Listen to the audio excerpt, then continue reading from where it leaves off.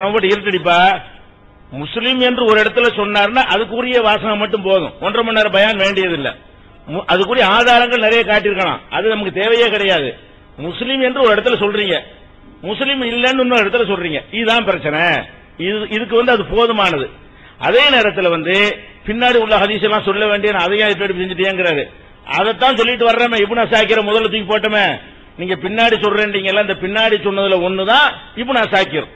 அந்த இப்னு அசாக்கிர்ல தான் பாதிய மாற்றப்பட்டுருச்சு. அல்ல கண்டிச்சுட்டான்னு சொன்ன ஒரு விஷயத்தை மறைச்சிட்டு கண்டிக்கப்படலைங்கிற மாதிரி சட்டத்தை உல்டாவாக்கி குர்ஆனுக்கு எதிராக, நபி வழிக்கு எதிராக மார்க்கத்தில் திட்டமிட்டு உங்க கருத்தை நுழைக்கிறதுக்காக வேண்டி ஒரு ஹதீஸ்ல நீங்கள் மோசடி செஞ்சிருக்கீங்கிற பயங்கரமான குற்றச்சாட்டு நான் சுமத்தி இருக்கிறேன். அதுக்கு பதில் சொல்லாம ரொம்ப லைட்டான செய்யற அவங்க தான் மோசடி. இது மோசடியா? இது நீங்க விளங்கிக்க வேண்டியதுதான். அப்ப இது மாதிரி நிறைய தில்லுமுள்ளு பண்ணிருக்கிறாங்க. அடுத்து என்ன செய்யறாங்க, நம்மளை நோக்கி ஒரு 3 கேள்வி கேட்டிருக்கிறாங்க. என்ன கேள்வி? தொடைய மறைக்கிற சம்பந்தமா முன்னாடி என்ன சொன்னார்கள், பின்னாடி என்ன சொன்னார்கள்? முன்னாடி ஒன்னு சொல்லிட்டு பின்னாடி வேற ஒன்னு சொல்றது விஷயம் இருக்குல்ல, அது 2 வகை இருக்கிறது. முன்னாடி ஒன்றை நம்ம தவறா விளங்கி கொண்டு நான் தவறா விளங்கி விட்டேன், இப்ப நான் மாற்றிக் கொள்கிறேன் என்று சொல்வது ஒரு நிலை. இன்னொன்னு என்ன, முன்னாடி சொல்றதை மாத்தாம அதை டிக்ளேர் பண்ணாம இன்னைக்கு இதை சொல்றது, நாளைக்கு அதை சொல்றது, நாளை கழிச்சு இதை சொல்றது என்று சொல்றதுதான் முன்னுக்கு பின் முரண் என்பது. முன்னாடி சொல்றத மாற்றி சொல்றது என்பதுல அறிவிச்சு டிக்ளேர் பண்ணிவிட்டு சொன்னால் அதுக்கு பேரு முரண் கிடையாது, திருத்தம். எல்லா இமாம்களும், ஷாஃபி இமாம், கதீம், ஜதீத், முந்தின சொல்லு பிந்தின சொல்லு இருக்கிறது. பிந்தின சொல்ல அவர் சொல்லும் பொழுதே முந்தின சொல்ல வாபஸ் வாங்குறார். அப்ப நாங்க தொடை சம்பந்தமாக முன்னாடி எழுதணும், அப்புறமேல தொடையை மறைக்க வேண்டியதுன்னு எழுதணும். எப்படி எழுதணும்? சந்தர்ப்பத்துக்கு தகுந்தவாறு எழுதணுமா, விவரத்தோட காரணத்தோட எழுதணுமா? எப்படி எழுதிருக்கிறோம்? அந்த ஆர்டிக்கல் எழுதிருக்கிறோம். அவர் எதுல இருந்து படிச்சாரோ, நாம் முன்னால் செய்தது தவறு என்று தெளிவாகும் போது அதை வெளிப்படையாக ஒப்புக்கொள்ள வேண்டும் என்று சொல்லிவிட்டு முன்னாடி நாங்கள் தவறாக சொன்னோம், நீங்க ஒண்ணு கண்டுபிடிக்கல, இதை நாங்க தான் சொன்னோம். முன்னாடி நாங்கள் தொடை சம்பந்தமாக இந்த கருத்தில் இருந்தோம், அது தவறு என்று இப்ப தெரிய வருகிறது அப்படின்னு டிக்ளேர் பண்ணிட்டு மாத்தினா அதுக்கு ஒரு முரண்பாடா? அது பித்தலாட்டமா? மக்கள்கிட்ட தெளிவா வச்சுட்டோமே. அப்ப நீங்க என்ன பண்ணல, அபு தாலிப் முஸ்லீம் சொன்னதை நான் ஏற்கனவே சொல்லி வந்தேன், இப்ப நான் தவறாய் கண்டுபிடித்து விட்டேன் சேர்த்து சொல்லியிருக்கிறீங்களா? 2 முரண்பட்டு பேசுனீங்கல்ல. ஒன்னு, நான் இந்த கருத்தை முதல்ல சொல்லி வந்தேன், அதை மாற்றி விட்டேன் என்று சொல்லிட்டு சொல்லணுமா? இது சொல்லும் போது உங்களுக்கு ஞாபகம் வரணுமா இல்லையா? ஆஹா, நம்ம வேற மாதிரி முதல் சொல்லியிருக்கிறோமே, அதை இந்த இடத்துல திருத்தணுமே, அது மென்ஷன் பண்ணணும்னு நினைக்கணுமா இல்லையா? அப்ப எங்க மாத்துனீங்க? எந்த இடத்தில் நான் இப்படி தவறா சொல்லிட்டேன்னு மாத்துனீங்க? அதனால இது ஒரு கொஸ்டினே இல்லை, இது முரண்பாடு கிடையாது, தவறுகளை திருத்திக் கொள்ளுதல். எத்தனை கருத்துக்களை முன்னாடி ஒரு கருத்துல இருப்போம், சொல்லி காட்டணும்னு செய்வோம், நம்ம திருத்திக் கொள்வோம். இது ஒரு விஷயம். அடுத்து என்ன சொல்றாருன்னு கேட்டா, இந்த கலாலா விஷயமாக அவங்களுடைய தர்ஜிமாவிலே முன்னாடி உள்ளதை பின்னாடி உள்ளது மாத்தி விட்டதாம் அப்படின்னு சொல்றாங்க. மாத்தி விட்டதாம் போகுதாம் நீங்க சொல்லக்கூடாது. என்ன வசனத்தை என்ன மாத்துனுச்சு என்று நாங்க சொல்றோம் என்று சொன்னால் எங்க சொல்ல வாசி காட்டுங்க. என்ன சொன்னோன்னு சொல்லாம மாத்தி விட்டதாம் அப்படி சொல்லக்கூடாது. நீங்க ஆர்கியூமெண்ட் பண்றாங்க. இந்த கலாலா சம்பந்தமாக நாங்க என்ன சொன்னோமோ வாசகத்தை சொல்லிட்டு நீங்க விளக்கத்தை சேர்த்துக்கிறங்க.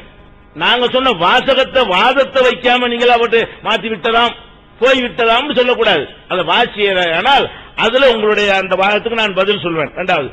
3வது என்ன சொன்னாரு, யூசுப் நபி சம்பந்தமாக 3வது என்ன சொல்றாருன்னா, இது 2 அர்த்தம் உள்ள விஷயம் வாதிடுறாரு.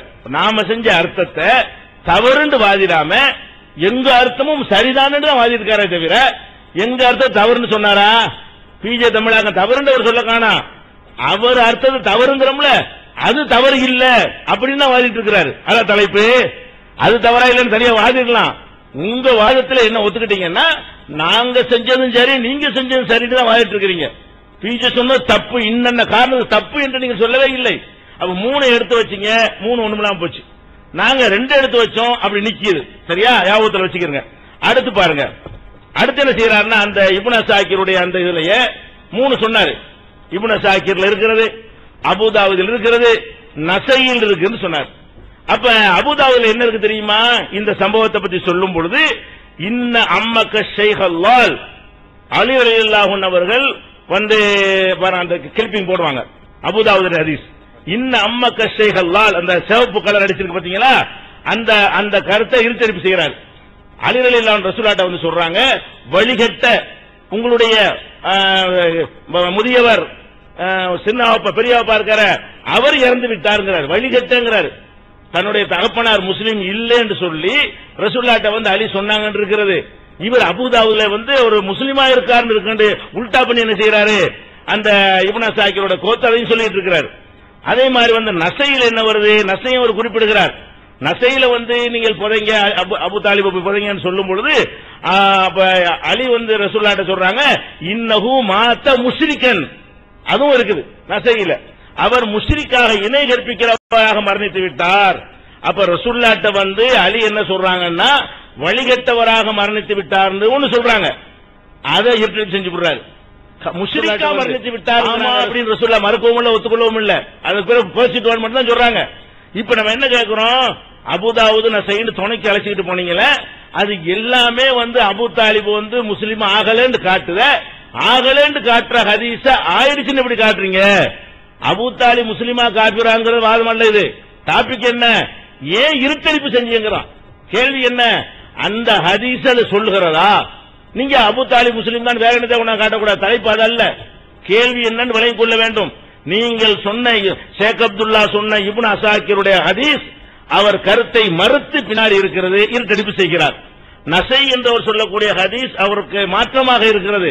அதை மறைச்சு மக்கள்கிட்ட பொதுமக்களுக்கு தானே தெரியவா போகுது, எடுத்த பார்க்க போறாங்க என்ற ஒரு தைரியத்தில் அவர் முஷ்ரிக்கா இறந்தாருங்கிற ஹதீஸை கொண்டாந்து முஸ்லிமா இறந்தாருங்கிறார் அரபியில வாசிக்காம. அதே மாதிரி அபூதாவுதுல அஷேகல் வால் வழிகட்ட கிழமை இறந்து விட்டார்னு சொல்றாரு. தாப்பனாரை பத்தி வழிகட்டவர் சொல்லும் பொழுது அதை மறைச்சுவிட்டு அவர் முஸ்லீமாக இறந்தார் என்பதற்கு அபூதாவுதுல ஆதாரம் இருக்குங்கிறார். இது ஹதீஸ்ல எவ்வளவு தைரியம் இருந்தா திட்டமிட்டு ஒரு இந்த வாசகத்தை மறைச்சு நேர் மாற்றமான, அதுல ரொம்ப தைரியம் வேணுங்க. அதாவது மாற்றமான கருத்தை சொல்லாட்டா கூட சொல்லிட்டு போயிடலாம்ங்க. நேர் மாற்றமான கருத்து சொல்றதைய அதுக்கு மாற்றமான கருத்து சொல்வதாக மக்கள்கிட்ட வந்து சொல்வதாக இருந்தால் இதுக்கு ரொம்ப தைரியம் வேண்டும். அப்ப அந்த மாதிரியான ஒரு விஷயத்தை நினைஞ்சிருக்காரு, நசையில சொல்றாரு. அடுத்து என்ன செய்யறாரு, புகாரி முஸ்லீம்ல உள்ள ஹதீஸ் சொல்றாரு பாருங்க. அதுல எத்தடிப்பு என்ன ஹதீஸ் எல்லாம் வெளியிட வேண்டியதானே, மறைச்சிட்டேங்கிறாருல, அதான் ஒண்ணா வெளியிடுறோம். இப்படி எல்லாம் ஆதாரம் போது அதே போல ஸல்லல்லாஹு அலைஹி எவ்வளவு பெரிய உதவிகள் அப்பா ஸல்லல்லாஹு சொல்றாங்களே, ஸல்லல்லாஹு அலைஹி முன்னால வந்து பெண்ணகுக்கான யஹூத்துக்க யகுலகுலக ஸல்லல்லாஹு அவர்களே உங்களையும் சுற்றி அரணாக இருந்தார்கள் அபூ தாலிப் அவர்கள், உங்களுக்காக கோபம் கொண்டார்களே. ஏன்னா இவங்களுக்கு எல்லா பிரச்சனைகளும் கோபம் கொள்ளும் அபூ தாலிப் அவர்கள் தான். இது புகார்ல பதிவு செய்யப்பட்டிருக்கு. முஸ்லிம்ல இன்னொரு வார்த்தை இருக்கிறது, வயல் சுருக்க உங்களுக்கு மார்க்க ரீதியில உதவி செய்தவர்கள் எல்லாம் அபூ தாலிப் முஸ்லிமிலே பதிவு செய்யப்பட்டது. அப்ப புகாரிலே முஸ்லிம்லையும் ரசூலுல்லாஹ் வந்து என்ன சொன்னாங்க, அபூ தாலிபை பத்தி உங்களுக்காக அவர் ரொம்ப ஹெல்ப் பண்ணாரு, உங்களுக்காக வந்து உதவி செஞ்சாரு, அவருக்கு ஏதாவது உங்களுக்கு பயன் தர முடியுமான்னு ரசூலுல்லாஹ் வந்து கேட்டாங்க அப்படின்னு ஒரு ஹதீஸை வாசிக்கிறார். இதுல இருந்து என்ன தெரிகிறது, அவர் முஸ்லீம் ஆயிட்டாரு தெரிகிறதுங்கிறார். அந்த புகாரியில மறைச்சிருக்கிற பகுதியை பாருங்க. இதை சொன்ன உடனே யஹூத்துக்கு, அதே யஹூத்துக்குன்னு சொன்ன அது இருக்கான்னு பாருங்க.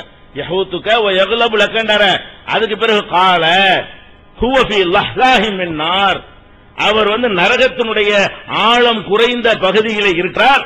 லவ்லா அனல கான ஃபி தர்கில் அஸ்வலி மினன் நார், நான் இல்லை என்று சொன்னா நரகத்தினுடைய அதல பாதாளத்தில் அவர் தள்ளப்பட்டிருப்பார். நரகத்தில் தான் இருக்கிறாரு. எனக்கு செஞ்ச ஹெல்ப்புக்காக வேண்டி குறைந்தபட்ச தண்டனை கிடைத்திருக்கே தவிர அவர் முஸ்லீம் இல்லை என்று தெளிவா இருக்கிற ஒரு பாட்டை மறைச்சிட்டு அது முஸ்லீம் சொல்லுதுன்னு எவ்வளவு தைரியம் நெஞ்சலத்த வேணும் ஹதீஸ்ல. அப்ப புகாரியில் இருக்கு நீங்க வாசிச்சாலுக்க அடுத்ததையும் வாசிக்கல, அடுத்த வரிதான் அடுத்த வார்த்தை தானே. அப்ப உங்களுக்கு சாதகமானது மட்டும் கட் பண்ணிட்டு போய் மக்கள்கிட்ட வைத்தீர்களே, ஆனால் இது மோசடியா இல்லையா? அது மாதிரி முஸ்லீம்ல இருக்கு என்சுர்க அப்படின்னு முஸ்லீம்ல இருக்குங்கிறாரு, என்சுர்கன் இருக்கிறது. அதுக்கப்புறம் என்ன சரியா இல்லையா? அது மாதிரி முஸ்லீம்ல இருக்கு என்சுர்க அப்படின்னு முஸ்லீம்ல இருக்குங்கிறாரு, என்சுர்கன் இருக்கிறது. அதுக்கப்புறம் என்ன நாம் வஜத்துஹு பி ஹம்ராத்தின் நார், நரகத்தினுடைய படுகொலியிலே நான் அவரை பார்த்தேன், அங்கிருந்து அவரை வந்து கொஞ்சம் மேல் பகுதிக்கு நரகத்துல மேல் பகுதிக்கு நான் கொண்டு வந்தேன் என்று ரசூல் ஸல்லல்லாஹு அலைஹி வஸல்லம் சேர்த்து சொல்றாங்களே, அதை மறைத்து விட்டு இப்ப நல்ல சர்ச்சை நீங்க விளங்கிக்கிறேன். அபூ தாலிப் முஸ்லிமா இல்லை அதல்ல சர்ச்சை, ஹதீஸில் என்ன விளையாட்டு பண்ணி இருக்கிறார் என்பதான் சர்ச்சை. தலைப்பு அதுதான். தலைப்பு என்ன, யார் பிராட் பண்ணிருக்கா யார் பித்தலாட்டம் பண்ணிருக்கான தலைப்பு. அப்ப ஹதீஸ்ல ஒரு கருத்தை வெட்டி விட்டுட்டு